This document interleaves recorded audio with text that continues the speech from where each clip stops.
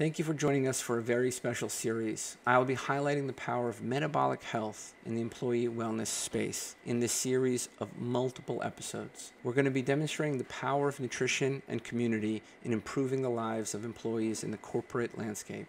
Our employee wellness program has been published in the medical literature. We've demonstrated a reduction in cardiovascular risk, a reduction in A1C, blood pressure, and weight, all while reducing the burden of medications. Despite these amazing results in the literature, they don't capture the patient experience. Today, we're going to be bringing you those stories. Today, we're going to be talking with author and CEO of Captivated Health, Mark Gaunya, who's devoted his entire career to helping other corporations become self-funded when it comes to health insurance. He's deployed several innovative techniques to help companies save money, deliver cost-effective care while improving the health of its employees. His approach and his philosophy are truly inspirational and revolutionary. I hope you enjoy this episode. The Louisiana company that invented a machine to process shrimp back in 1947 is leading the way in employee wellness and healthcare. I talked with Dr. Tro Kalajian of Dr. Tro's Weight Loss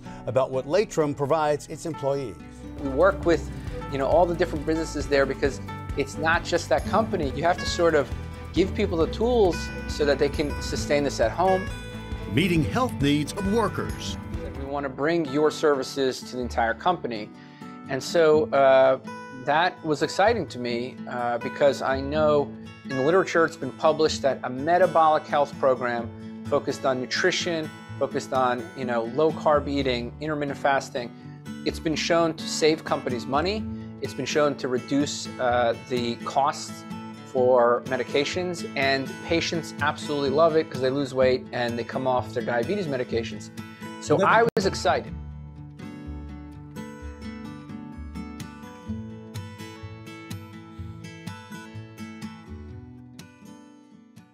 Welcome to the Low Carb MD podcast. We have an extra special episode here. We're going to be talking about how to dismantle healthcare and rebuild it, how we're going to inspire employers to take control of the healthcare and the wellness of their employees, and how we can move away from the standard insurance model. We're really talking today about transitioning healthcare for the better. And I have today Mark Gaunya, who has a very interesting story. I heard him on another podcast, and I said, we have to get this guy on. We have to hear. It was amazing to hear a business-minded person talking about changing healthcare radically. And once I heard that, my eyes lit up, and I cold called him on LinkedIn, on Twitter. I was like, we got to get you on. And he agreed. Little does he know, we have some friends that know each other. So this is going to be extra special. Just a little bit about Mark. He started out with his education at University of Rhode Island. He went to work with his parents, who are clinicians, and on the entrepreneurial and sort of business side. And he did that for 10 years. And then he worked for insurers to learn how they think. And then ultimately, he's been working at Captivated Health. He's a founder. And essentially, and hopefully I don't bastardize this, but he basically helps companies take their healthcare journey into their own hands, which is something I'm intimately and very interested in.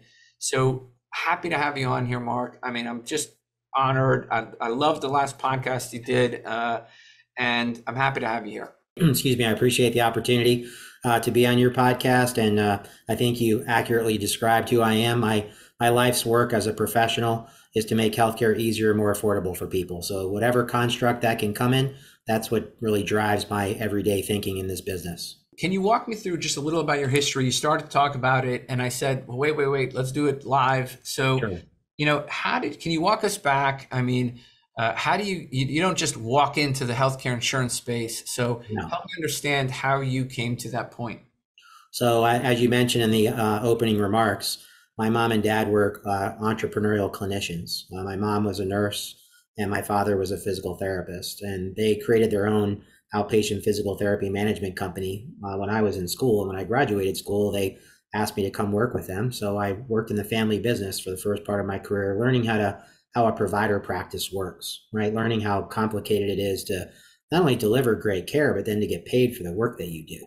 And all the games that go on between the provider of care and the insurer of care. So my parents ended up selling their company. I decided to go figure out how the insurance game works, because we used to wait to get paid. It was really a simple story. I wanted to go where the check was written, as opposed to waiting to where you have to wait to receive it. So I ultimately did a couple of tours of duty with a couple of large national carriers. And then I left one large national carrier in a city I was living in Chicago. And I started work for a consumer-driven health plan startup insurance company. So I actually helped build an insurance company. I was part of a great team called Destiny Health. And we really kind of were at the forefront of HRAs, what are now known as health reimbursement arrangements and health savings accounts. We were actually marketing these things before they became law in the United States back in the early 2000s on an after-tax basis, if you might imagine. So anyways, that organization did a partnership with an organization out in the Boston area where I now live, and my parents lived. So I relocated back here, and I met my now business partner, Jennifer Borslow, who founded Borslow Insurance. She founded in 1982. I joined her in 2005, and the two of us came together and we're 1 + 1 = 3. We went from 12 employees to now we have 80. We went from a small local regional local shop to now serving clients all across the country. And about 10 years ago, we created Captivated Health. And Captivated Health really was created out of the need to do exactly what you just talked about, which is to help employers take control of their healthcare, get control of their data, ultimately teach their people the language of healthcare, because most people don't even know today that, according to Kaiser Family Foundation, our healthcare literacy rate in this country is 14%. I think that's probably generous. 9 out of 10 people don't even understand how to speak the language of healthcare, yet we want them to be a consumer. So by teaching them the language, supporting them through it, it leads to cash flow for them because they make better decisions about the care they receive. And it leads to better cash flow for the organizations because their people are actually getting the highest quality care at the lowest possible price. And they're being supported through that. So, one of the things I hear when you talk about sort of what you do right now is this idea of employee empowerment, patient empowerment. You may not know, we have published our data on our employee wellness cohorts. We've had employers come to us and say, Tro, help our employees get lose weight, reverse their diabetes, help their hypertension. And we had such amazing results using biofeedback, CGMs, ketone meters, health coaching, remote monitored scales, remote monitored blood glucose, that we published it. And what we found was in a year's time, the average employee lost 51 pounds. And what we found was the A1C reduced by 1.1% and the blood pressure dropped by 17 points while stopping medications. And so people asked us, well, what is the secret sauce? And it's exactly what you're describing here: patient empowerment, employee empowerment. So can you talk to me a little bit about how that focus sort of drives, how it is you help these employers make the changes you're suggesting? I have to imagine they're really resistant. You have a company with 300 people, 500 people, and they're thinking, I don't want to do this, So help me understand, how does that process work? How do you convince them that's the secret sauce? So I'll start out by saying no one wants a convincing argument. People want a compelling offer. And the first thing is, who are you working with? So if you're a C-suite individual, so our hero target market is the CFO and the CEO. We work with human resource professionals too, but at the end of the day, the P&L accountability rests with the CFO and the CEO, and this is the second largest line item on their operating statement behind payroll. And because of healthcare, it grows faster than any other. 80% of the benefits budget is health insurance and healthcare, right? So you kind of take that from that perspective and say, you have to work with the right mindset of employer. And we actually have a scorecard we use to help us make sure that we're selecting the prospective clients we work with, but they're also selecting us, right? Because if you're not aligned in values and philosophy, I don't really want to have a conversation with you. If you don't really buy into the fact that your employees are the ones who you're trying to help, that they don't understand the language, the system doesn't help them, the system doesn't give them information, and you have a unique opportunity to be that person or be that company and then support them through it so that, look, to be honest, Tro, you know this, no one wants to speak about healthcare. No one really does. I want to wake up tomorrow and feel the same way I do today. But what happens if I don't? Well, the system is not built for you and me. It should be, but it's not built for us. So what we can do is start at the employee and their family member level, and we can build a construct. So now I'll answer your question with that as a context. We created Captivated Health around four, what I call core principles. And those four core principles are the very first one, which is this is not revolutionary. It should be like this anyway, but members first. So everything we do inside the Captivated Health community, I ask my team, is this something you or your family would take advantage of? No, Mark, but it'll help us save money. I'm like, that's not what I asked you. So even if it will save money, but it's not something you'd like to take. As an example, diabetes. Do you want to call at 8 o'clock at night at home while you're having dinner with your family about your diabetes? No, you don't want that. You'd like to have information and a resource to talk to, but you don't want an insurance company calling you blindly because you popped up on some high cost claimant list and they have to check a box and say, well, I talked to Tro. No, I don't really want that. So that's an example of members first, right? Second principle is consumerism. Everybody inside our community, the employer must offer a health savings account. It doesn't have to be the only option, but it needs to be offered. It needs to be the predominant vehicle inside the community. And why? Because the HSA is money that the employee owns, regardless of whether the employer funds it, the employee funds it, or a combination thereof. And it also becomes the vehicle to create healthcare transparency, so people actually know what the cost of things are. Because if you have a copay, you don't know and you don't care. It's just defined. And then you use the HSA dollars as rewards when people do the right thing. So as an example, you and I both know if I get my MRI delivered in a large teaching hospital, it's going to be 10 times more expensive than I should pay for.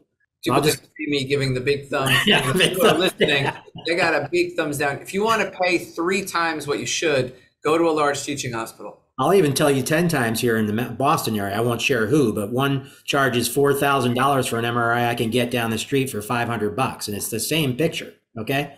And you don't have a relationship with the guy or the gal taking your picture. You have a relationship with the person reading the picture, but not the guy or gal taking the picture. So as an example, in our community, the employer will say, well, Tro, since you have an opportunity to get MRI, call this service or tap the app, and then we'll share with you where you can go to get the highest quality, lowest possible price, and then we'll help you facilitate that appointment. And for your hassle, even though it's not much of a hassle, we're going to share $200 of that savings with you, because instead of you spending $4,000, you spent $500, and we're going to share some of that savings with you. You will? Why? Because you're being quality and price conscious, and we know there's an extra step you have to take to think about what you're doing. And we're going to reward you for being cost conscious. Do I have to do this? No. You want to go to the teaching hospital and wipe out your entire deductible in your HSA? You have the right to do that. Because what's the first principle? Members first. But we're going to offer you the tools and resources because we want to educate you that there are certain things you really shouldn't overpay for, right? But you don't know. So the third principle, and I think you'll really resonate with this one, is a culture of health and well-being. And we're specifically calling it well-being because it's not just about physical wellness. You and I both know that if I have mental health challenges, they're going to manifest themselves in the form of a physical challenge. They're going to present themselves in the form of a financial challenge. So my point is, it's about physical, financial, workplace, community, and mind and spirit. Those are the five elements of our health and well-being cultural approach. And so through a set of algorithms that we've developed, looking at the environment, the demographics, the claim data, and frankly, employees' interests, we then meet the employees, develop a strategy, and meet the employees where they are through those 5 lenses to help them all advance forward in those 5 areas to have a culture of health and well-being, of which your health insurance plan is one of them because it affects your financial well-being, right? So we make a linkage with the 401k if you're a for-profit entity, or a 403b if you're a nonprofit, because we work with a lot of nonprofits. And then the fourth and final principle, which I think is probably the most noteworthy, is we have a governance structure that's owned by the members of the community. So it's a set of bylaws. It acts like our United States Senate. Everybody has an equal vote. It's 1. In order to pass a measure, so for the entire community, it takes a 2/3 majority vote, but each organization can do what it believes is necessary to, like our states, can do what it's necessary for its own benefit and then share that learning with the community, which is what they ultimately end up doing with each other. And that fourth governance principle comes alive when each program we develop, they elect a chair and a vice chair who represent their interests in that risk pool. And then we have committees that stratify all the risk pools we have. So it's finance, governance, membership, and engagement. We're staffed with CFOs and HR professionals from all different walks of life. And by virtue of it being representative government, if you will, we act as the Intel chip inside. So our job is to really get out of the way. And it's amazing to watch. 10 years ago, they couldn't speak the language. Now they're fluent in the language.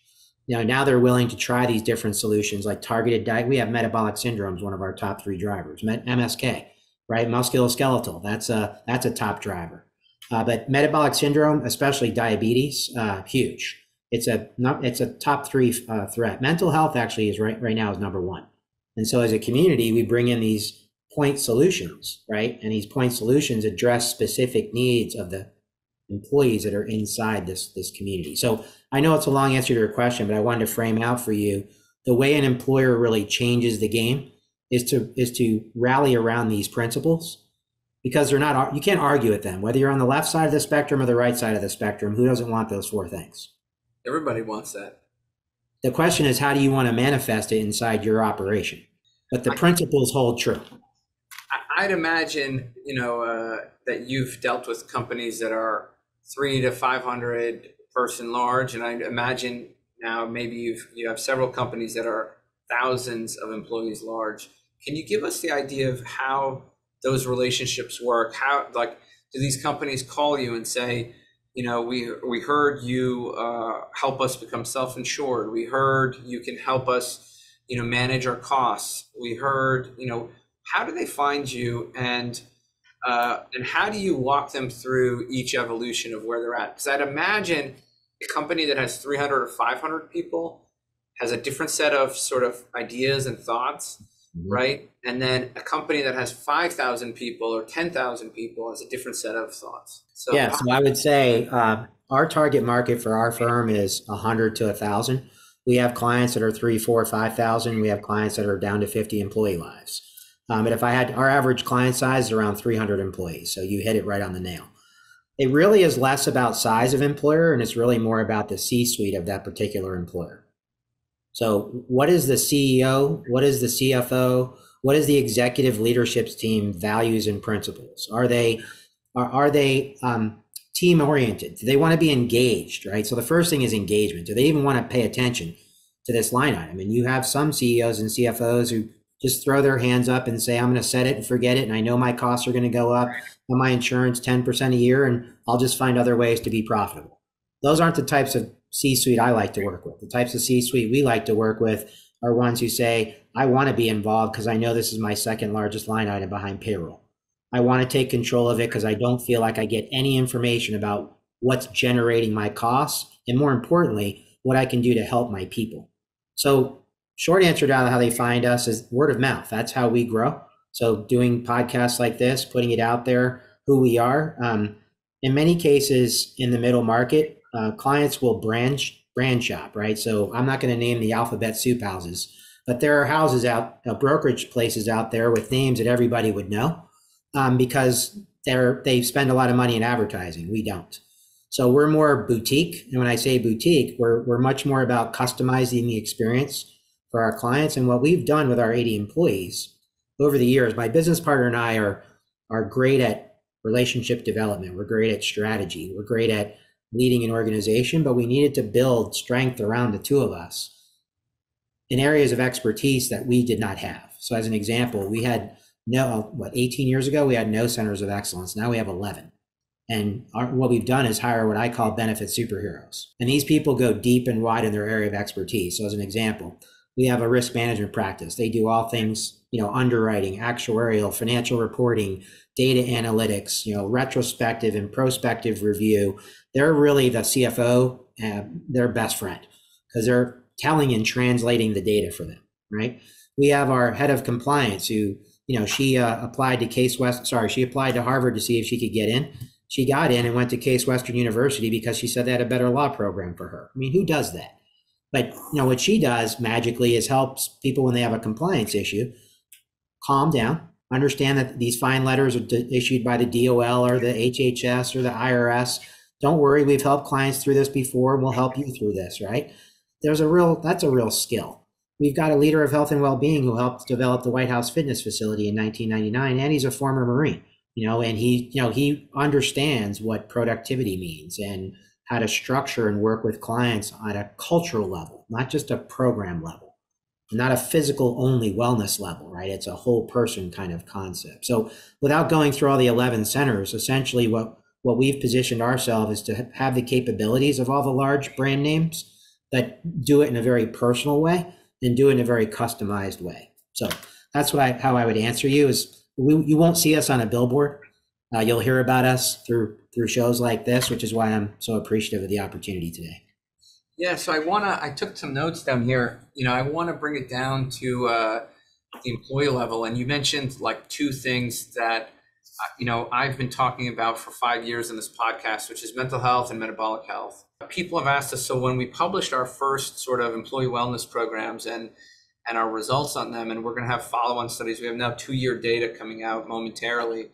And what we have found is our ability to basically affect people on a core level, help them change their essentially their identity, help them to understand. You talked about ownership, transparency, incentivizing the patients. This is and basically empowerment. Yes. Patient empowerment is the secret. We have obesity doctors all around the world calling me, asking me what it is that we do. And it basically, if you boil it down, it's 3 things. It's patient empowerment, right? It's biofeedback, it's diet, and it's mental health. Yeah. That was 4 things. I said 3. Yeah. So what we found along the way, what we thought would be 5 years ago, I may have thought it's a nutrition only problem. What I quickly realized is it's nutrition, access to care, healthcare literacy, as you said, when they go to one doctor, hear one thing, go to another doctor, hear another thing. When a doctor says you should get your MRI at this university hospital, they don't know to ask the doctor, are you owned by the hospital? You know why? Exactly. Hospitals are buying doctors because especially primary care, because they represent on average $2 million of referable revenue. 100%. You're preaching to my choir right now. Most doctors are now owned either by hedge fund or hospital system. 80% are owned. So, and most doctors are not independent thinking. They don't know about the costs of medications. They don't know about the And honestly, in 7 minutes, how can you care about the person in front of you? Your first principle is caring about the person in front of you. The standard insurance model, you have 7 minutes to care for the person in front of you. It's just not possible. I'm a believer in everything that you're saying, but I'm also an employer. I have standard doc in the box. We have a standard insurance contract, right? Because we want to be a great employer. We want to empower our employees. So I'm a 15-person employee company. And maybe one day I'll be at 100, which is your target audience. What do you say to me, that 100-person employee area? I'm scared. I know it costs a lot of money. I have all these different thoughts. What is it? Like, walk me through what happens next. Walk me through that. I'm that company. When you really understand how insurance works in terms of how it's underwritten, right?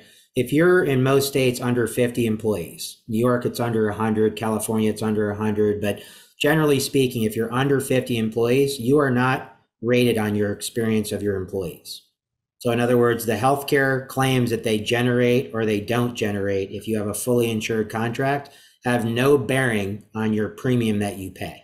It's called community rated or composite rated, right, across the spectrum. When you get into a larger market, so let's say 51 to 100, you start to be able to get some claims experience, but you don't really get all that much. You're just able to negotiate with the employer a little bit about the increase that you have, right? And you're afforded a little bit more flexibility about the types of ways in which you structure your health insurance program. The reason I like 100 plus is because now you're in the experience rated market. You have access to your data and you can avail yourself really of being self-insured.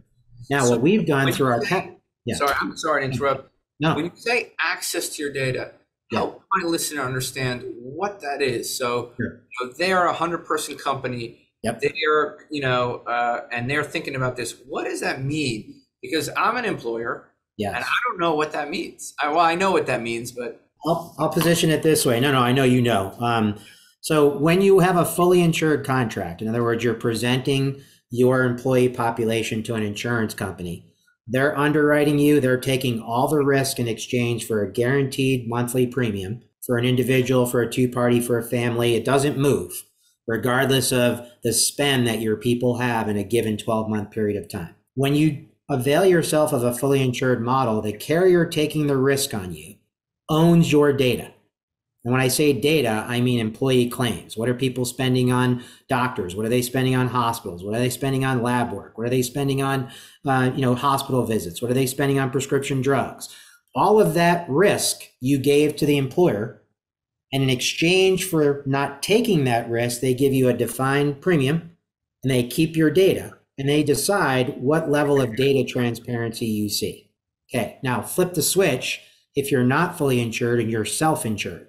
Okay, so fully insured, you're transferring risk, carrier owns your data in exchange for a predictable 12-month premium, and then you go through what I call the less bad renewal process, which basically means here's a renewal I'm giving you. You don't have information to really debate with me about what that renewal is because I control the information that you need ultimately to negotiate with me. Sounds like a cartel. Well, I often say the healthcare system is like a casino. They're always going to win. I just tell my clients they're going to win less with me at your side. Yeah. I'm not going to tell you we're going to break the bank because I would be an idiot to say that. It's the system. When I say idiot, when you look at the government, you look at big hospital systems, you look at big pharma companies, and you look at health insurers. They're the four rule-making entities that created our healthcare system, and they administer it through an opaque process called coding and billing. Oh, you and I have no idea what things cost before we buy them. It's terrible. Oh, it's terrible. And the worst part is, and I learned this early on in medical school, most of the insurance companies have signed confidentiality deals with the large groups, meaning that when you sign as a physician or physician group with an insurance company, you're saying you will not disclose that pricing. And that gag clauses. Yeah, that may have changed in the past. No, guess what happened? And so in 2020, me and a few others worked with the last administration on what we could do about healthcare and passed a transparency law. So in the omnibus bill, the Consolidated Appropriations Act of 2020, if you go look at it, there now is a requirement for hospital systems, for pharma companies, for doctors, all to be transparent with their quality and price. But it's going to happen over a 5-year period of time. And of course, there are a lot of hospitals that right now are not complying because they don't want to share the $5,000 MRI that somebody could get down the street for $500. They don't want to share that. Or what they're doing. So what happened as a result of this lack of transparency for years, if you were a patient and you called and said, how much does it cost for an echocardiogram? The doctor's office couldn't tell you, and the insurance company couldn't tell you, which it was and you're right, there was some positive directions in the transparency laws that happened previously, and it looks like even the hospitals now are fighting against it. So what they're doing is they're putting like this, they're just putting a code and a cost on some Excel spreadsheet in a really well, they have to under the law, they have to disclose their price, and they have to do it in machine readable format. Do you know why?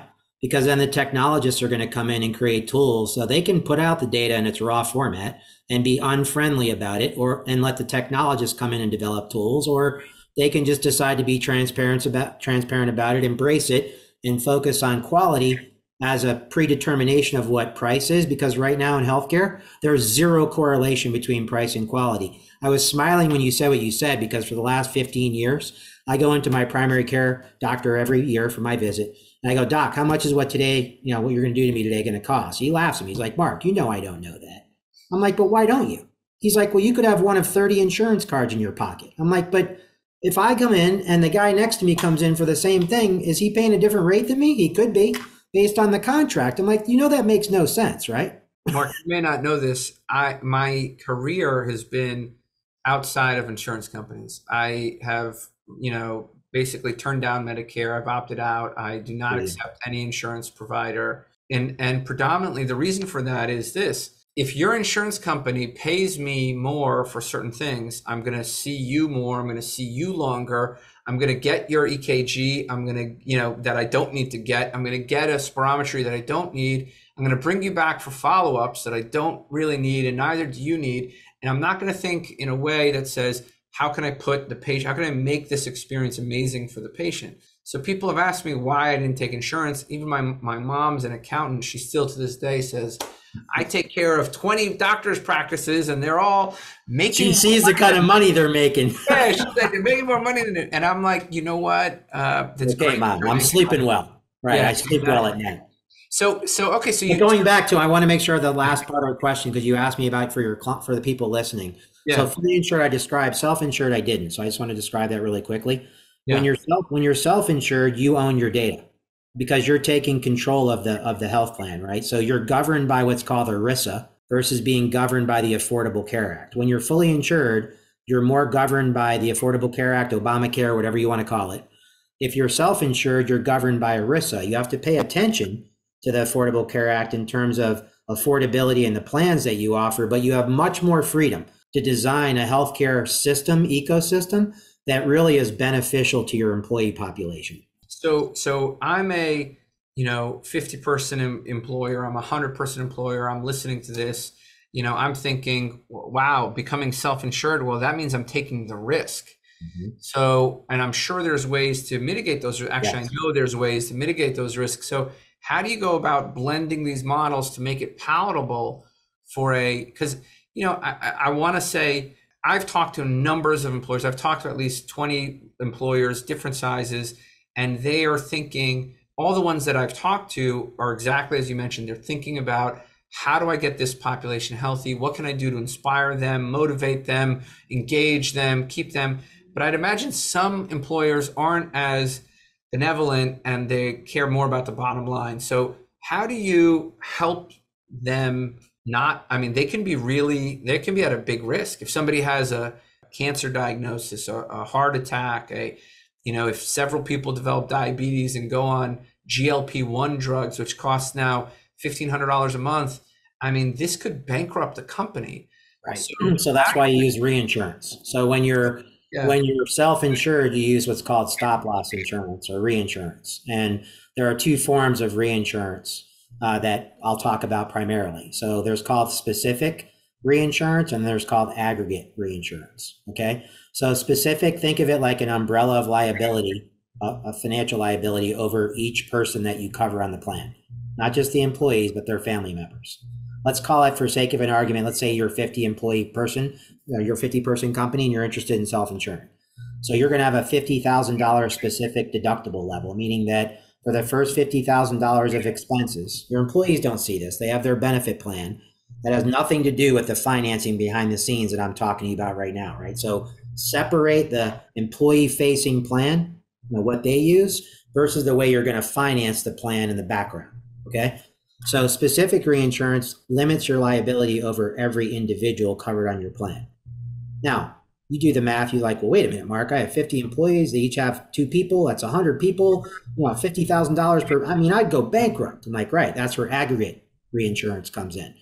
Aggregate comes in and acts as an umbrella over your entire employee population, right? All the members that you cover. So as an example, in a 500-person company, let's say we did the underwriting and the underwriter suggests that you're going to have $500,000 of claims in a particular claim year, which is not unusual. 50 people, $10,000 per person. Okay, roughly speaking, it's about $500,000. There's going to be a aggregate that sits on top of that 500,000, right? Typically it's 20 or 25%. So we'll make it easy math and call it 20%. So that means you have a $100,000 corridor of risk. Are you with me? So I told you your expected number is 500,000.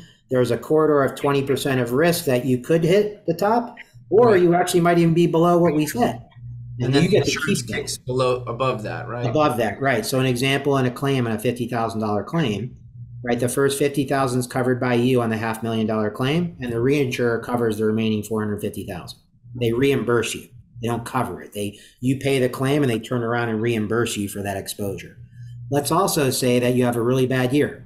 50-person company, 3, 4, 5 cancer claims. it happens. You have a bad year. Then you hit your aggregate, right? So instead of the $500,000, you now had $600,000 you had to pay. But then every dollar there from there forward, the reinsurance covers you for the rest of the plan year. So you always know your worst case scenario. There's just an element of risk. Now, where a captive's different, and this is what we're doing in Captivated Health, is it allows unrelated entities to actually share risk with one another. So the example I gave you, each entity in our captive community has a specific deductible and they have an aggregate coverage, right? But they also have a corridor that they all pay into. So I'll call it $300,000. So the first $50,000 is paid by you, right? The next $300,000, of which you're a member of the community, that is paid by the community and everybody who chips in, and no one knows who's going to have that. And the underwriters underwrite it to the best of their ability, but you could have a better year than you expect. You could have a worse year than you expect. And then every dollar above 350,000, this example I'm giving you, is paid by the reinsurer. So a captive mitigates the volatility for middle market companies, specifically those between 50 and 500 employees, where you could have 4 or 5 cancer claims and it turns a good year into a bad year like that. Typically speaking, though, in my 30 plus years of experience, I say 30 plus because it's more than that, but in my 30 years plus experience, every 4 or 5 years, you're going to have a bad claim year. So what self-insurance allows you to do is allows you to bank the profit that the carrier would have kept. You move it now from your expense, from your line item on your expense, right? Your P&L to your balance sheet. You create a cash flow account and a corresponding liability account called incurred but not reported claims. When cash exceeds IBNR, guess whose money that is? The employer's money. And they keep it. And by the time they get to a bad year, they can actually spend that surplus because they've built it up over time to pay for their bad year. When you're fully insured, you never go backwards. They might hold you even, but you're never going to go backwards. With self-funding, it's 1 year at a time, as opposed to a durational where the line always continues to increase. So I'd imagine, so now that's actually interesting that you pool, some of these smaller employers or medium-sized companies together. Yes. That I think is certainly unique. Now, can you help me understand? I'd imagine that all of these companies now, the minute that they're self-insured, they're basically saying, I want to own the health of my employees. Yes. And that to me is interesting because now they're thinking, well, what can we do to support our employees? Yes. And it's a different way of thinking. And now they have plan assets that they can reinvest, right? So what happens with our program is let's say they funded beyond their liability, right? So their outstanding claims and they have excess cash. We have clients that will actually put more in the health savings account for their employees. They'll lower the contribution they're taking out of their paycheck. They'll fill in, they'll offer more financial incentives to do the right things and fill up people's health savings accounts, right? So they start to we had one employer who said, my employees really want LASIK eye surgery, but I can't spend the money on that. I'm like, why not? He's like, because it's not covered by insurance. I'm like, John, you are the insurance company and that's a qualified medical expense. He's like, wait, I can? He goes, I'm like, yeah, we could do $500 an eye. He goes, wait, I get to go spend this money and reinvest it and give it back to my people for a covered medical expense? I'm like, yes, John, you can do that. Real life story.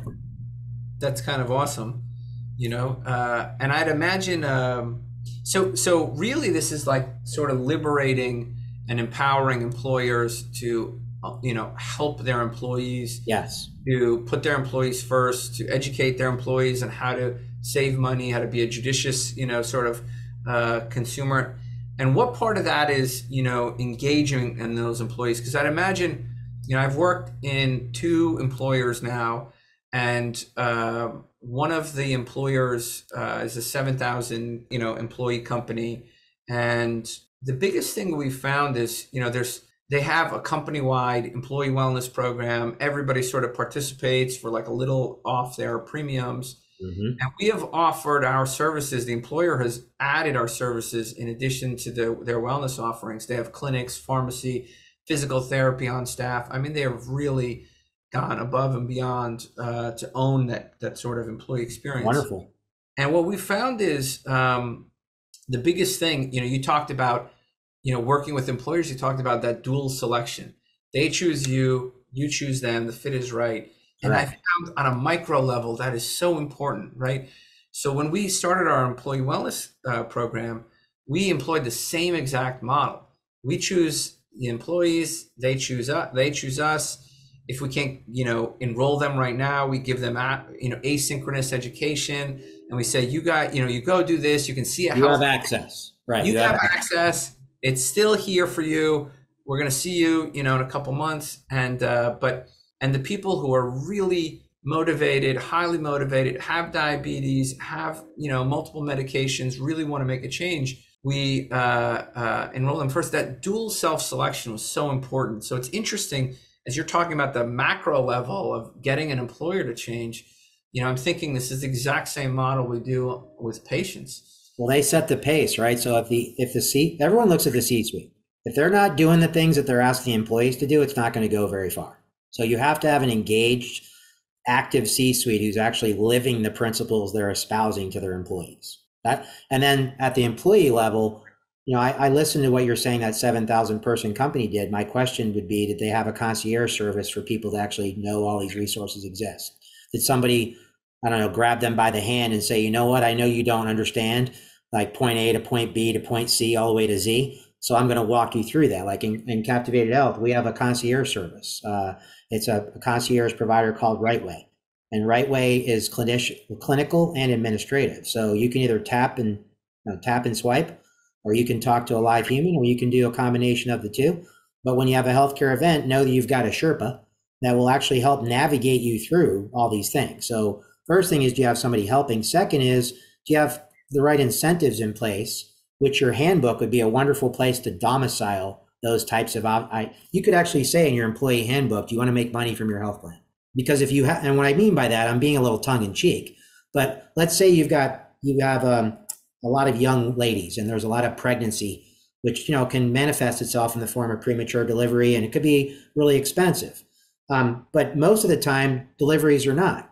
So maybe you have 5 community hospitals in your backyard that really deliver exceptional maternity care, right? And they're $10,000 for the delivery of a baby. If you go to a teaching hospital, that might be $50,000 for the exact same experience, right? For a normal pregnancy, no issues, straight away, right?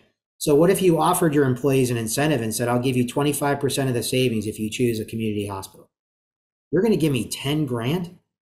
Well, yeah, because I don't have to pay a $50,000 claim. Remember, the first 50,000 is on you, right? So if somebody can go to keep the doctor, what's the question everyone should ask? Doctor, where do you have admitting privileges? No one asks that question.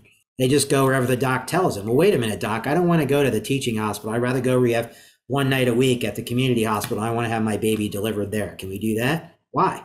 Because I know you're the most important thing. This is a normal pregnancy and I feel safe doing that. On behind the scenes are like, not only do I feel safe, but I'm going to get a check for 10 grand from my employer because I made a high quality, low price choice. Can I tell you, it's interesting you say that. When I just got out of residency, I joined a large hospital system in the New Jersey area, and they began to audit. I took over a failing practice really for them and completely turned it around. I was going to be the director of a nursing home, had a high volume. And then they began auditing my referral patterns, and they said, why aren't you sending colonoscopies to the hospital? Why aren't you sending physical therapy to the hospital? Why aren't you sending labs to the hospital? Why did you send this patient with a heart attack to another hospital? And I looked at the CFO of this hospital and I said, we don't have cardiac services in this community hospital. That's why I sent him there. We could have transferred the patient. That's what the response to me was. So people don't understand how predatory this system is. And it's become a lot more, invasive than that. And sort of like, the community hospitals have all been eaten up by larger institutions. There's a lot less independent care. And, you can see that through your doctor's office, basically through, facility fees. I don't know if that's still a thing, but. Oh yeah, no, facility fees are where all the evil doing happens. That's where all the price is. I'm actually a big believer and have a relationship with a direct primary care provider. He's one of my best friends. They don't accept insurance, as you know. They just have a membership-based patient panel, and they have far fewer. I mean, my buddy has 700 patients on his panel versus 3,000 or 4,000 he'd have if he took insurance. And he can actually spend, I call it Marcus Welby medicine. I'm old. So, back in the day when Marcus Welby actually knew you and knew your family and come to the door with a little black bag. And I mean, the reality is he's on tap for me anytime I need him on my cell phone. 8 out of 10 things I need, he can handle.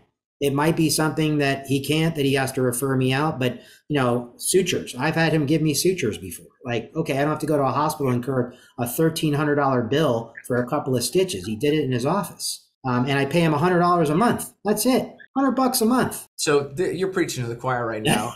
So people don't understand that this is a predatory field. Like they want to help. These hospitals want to help, but they've also, blocked transparency, increased costs. They've made it difficult for the consumer to become empowered.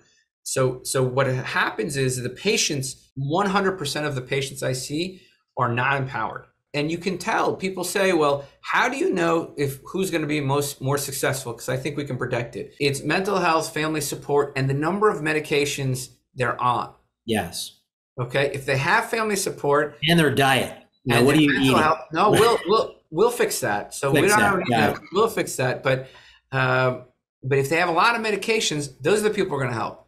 Yeah. They're like, I'm tired of taking these medications. I want to come on. I don't want this. I don't want all these chemicals in my body. Bingo. I want to be helped. I don't want this. And that's the person who's going to do well. So that's been our focus. So I'm just curious. So you get now these companies as they grow, you start them as 50, 100, and now they're 500 or 1,000 or do they stay with you through that entire ecosystem? Or they So if I look at our book of business, roughly 70% of the clients we have at Borslow Insurance, which is our agency, our firm, 70% of them are on their own. In other words, they either self-insure on their own or they're fully insured. Whatever their desired solution is, they're going it alone, so to speak.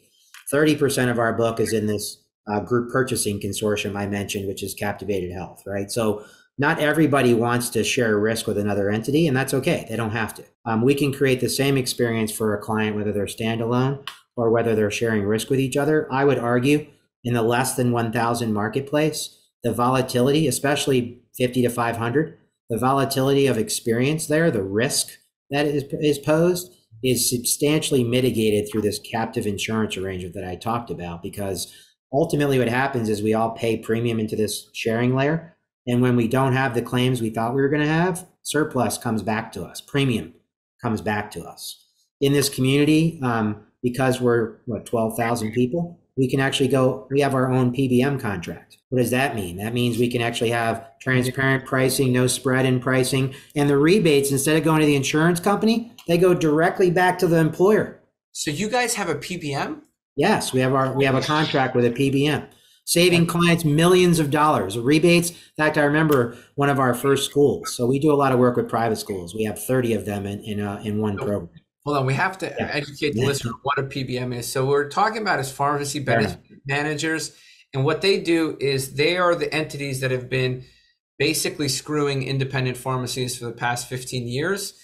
Okay, and what they're doing is they're collective purchasing and they're hoarding the savings from that collective purchasing and not essentially passing them down.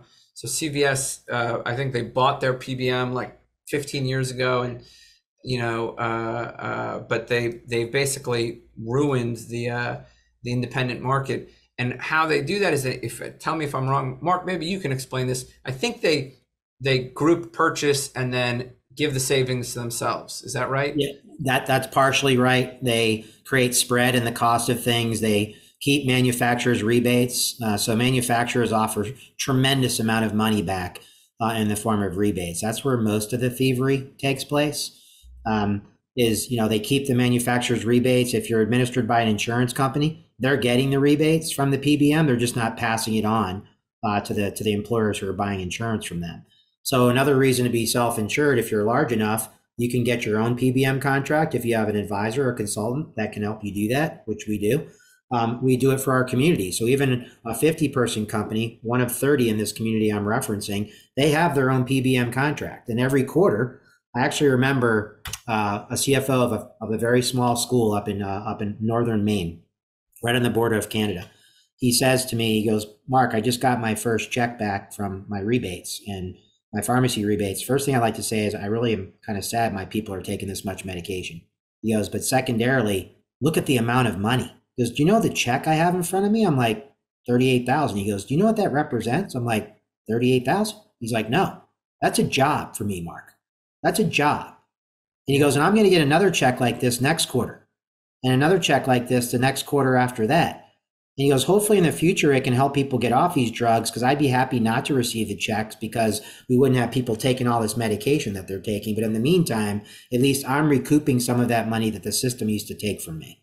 Mark, you're now, you don't know what you just stepped into. So when we were analyzing the effect of our employee wellness cohort, right? So, I lost 150 pounds 9 years ago. Congratulations. My health coach. Yeah, thanks. My lead health coach, against medical advice. My lead health coach. Sorry to laugh. That's a funny, not funny. It's absolutely astonishing. How losing 150 pounds is not helpful to you, I don't know. But go ahead. Sorry. So my lead health coach lost 224 pounds. She was just featured on Women's World. Another great health coach we've had here for a long time lost 100 pounds, kept it off 15 years. You all lost a person. I'm sorry. You all lost a person. Yeah, many people actually. Yes, many people. We have two other health coaches, Alice, who lost 80 pounds, another health coach, Vic, who's lost 100 pounds. And so our saving lives.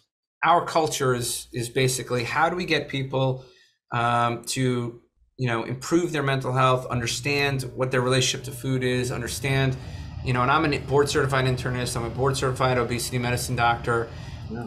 How can we empower them with tools that put them in the power seat, giving CGM, continuous glucose monitors, blood pressure cuffs, remotely monitored scales, or all of these remotely monitored ketone meters that are remotely monitored, all so we can help empower them and also encourage them and be there when times are tough. And the one thing, what we found when we analyzed our first cohort that we did for an employer was we saved at least $4,500 in prescriptions per patient. I believe it. We actually cost them less at 1 year. Talk about ROI. Do the math on that ROI. Yeah. So we cost them less than what than what you save them. What we save them. And so year two is certainly more cost savings than that. And what has happened since then is the price of GLPs have gone up. And so the cost savings and the potential of really helping people with diet and nutrition not need these GLP-1, these injection drugs, is become even more on the minds of our employers. What can we do? Can we empower people to do this without medications? So 100%. This has been my laser focus. And I was just astonished at the amount of medications we were able to stop. So we calculated the 10-year AHA ACC cardiovascular risk, right, which is a model we use to determine a patient's cardiovascular risk at 10 years.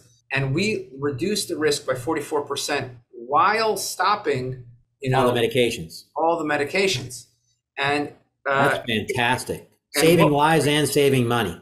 Yeah, and you wouldn't believe the stuff we did. We had to talk to vending machine owners at the company. We had to talk to the people, at the cafeteria, nearby bakeries. You wouldn't believe the level of stuff we did to actually empower these people's lives so that they could eat a lower You built an ecosystem and you protected them, even their surrounding areas. Bingo, which sounds like exactly what you're doing. Yeah, man. I mean, what we've done is created a community of like-minded employers, right? Employers who say, I want to take control. I want my access to my insight, my data, so I know what's going on with my people so I can target the solutions for them like you just talked about. I want to teach my people how to be a better consumer. And by the way, slight distinction for you. I really focus on the word consumer instead of patient, because patient implies there's something wrong with you. I know as a physician, you think patient, it's agnostic, but to the ordinary guy and gal, consumer means I have a choice. I'm not sick. I might just be buying a prescription drug. I might just be getting a test because I'm curious, right? But patient implies there's something wrong. So I actually call it the American Healthcare Consumer Bill of Rights, and we're working on that at the National Association level, but I digress for a minute. So going back to what you talked about, if we can create a community of people who are like-minded and really want to focus on improving the life of their people, everything else will flow from that. That's why our number one principle is members first. That's awesome. And so I'm just curious, in the past several years, as the landscape changed, some of these new transparency laws are coming in, the gag laws are coming through, has this landscape changed for you in a material way? Yes, because I've often said this, and I've been championing. If you go back and look at my history, I actually trademarked a phrase a long time ago: "Health insurance is expensive because healthcare is expensive." And I've spent the better part of 20 plus years advocating to see something, because how do we measure something we cannot see, and how do we improve something we cannot measure? So the long answer to your question is the transparency law and all the tools that are being developed are finally going to give us purview of all the things we already know exist in this system. And I'll say this too, and I'm sure you feel the same way. I have many friends in all four of those areas I talked about, in government, big hospital systems, pharma, and insurers. I don't think those people are evil. I have many, many friends. I think the system that they participate in is not, the incentives are not aligned, because it's all about making money as opposed to about helping people. So I want to make sure I say that, because I'm sure you feel the same way. I don't have hatred for anyone. I really don't. They're just trying to make a living and do their jobs. But the system they have created serves the system. It doesn't serve the people. And frankly, we wouldn't have had to develop Captivated Health, which I call a hack, right? It's a hack for insurers. It's a hack for PBMs. It's a hack for big hospital systems. Not a hack for the government. We'll never be able to hack out the government.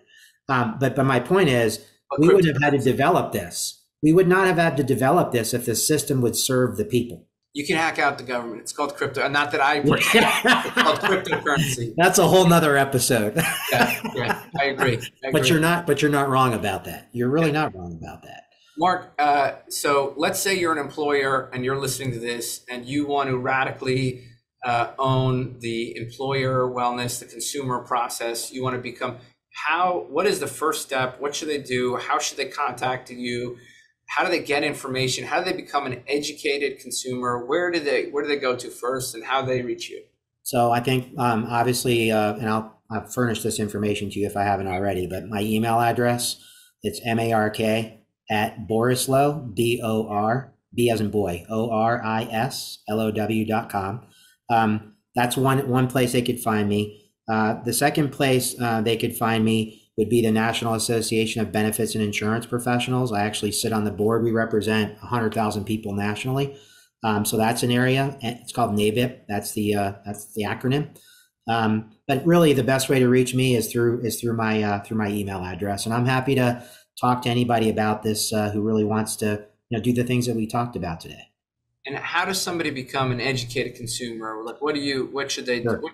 do? What should they do before they come and contact you? What should they be doing? So I would suggest they go to Amazon, and there's a book that my business partner and I authored called Bend the Healthcare Trend. It was authored in 2009 before the passage of the Affordable Care Act. Actually, I sent it to all 100 US senators with a letter. I said, if you really want to reform healthcare, can you adopt the 3 principles in here of transparency, responsibility, and opportunity?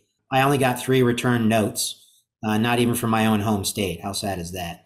Thanking me for taking the time to write a book. I'm not sure anybody read it, but whatever. It's available on Amazon. Bend the Healthcare Trend is a practical guide that we wrote for employers. It's 12 chapters. It's about 130 pages. There's a case study of a real life client in every chapter, and it walks you through the journey of how you create a culture of consumerism, health, and well-being. Thank you so much. Thanks for joining me today. Thank you. I really enjoyed the conversation. If you're interested in bringing metabolic health to your work environment, to your company, please visit drtro.com or reach out to our practice.